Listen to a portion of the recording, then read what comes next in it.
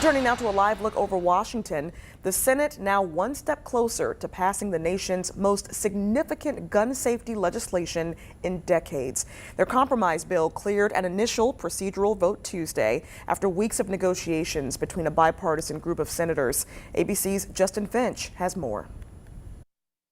After weeks of closed-door talks between a Senate group of 10 Democrats and 10 Republicans, Congress on the verge of passing landmark gun legislation. This is a breakthrough. And more importantly, it's a bipartisan breakthrough. The bill calls for enhanced background checks for gun buyers under age 21. It closes loopholes to prevent people convicted of domestic violence from owning guns, and it allocates $15 billion in funding for states to launch anti-gun violence programs and invest in school security and mental health.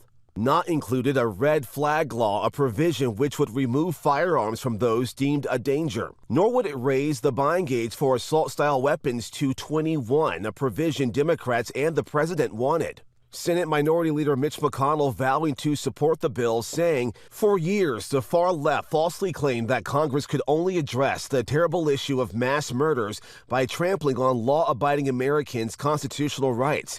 This bill proves that false." The NRA countering, saying this legislation can be abused to restrict lawful gun purchases, infringe upon the rights of law-abiding Americans, and use federal dollars to fund gun control measures by state and local politicians.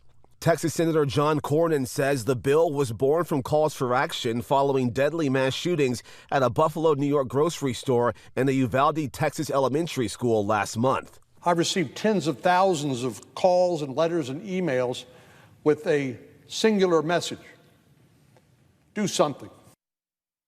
The compromise bill appears on track for final approval this week, but that hinges on Republican support.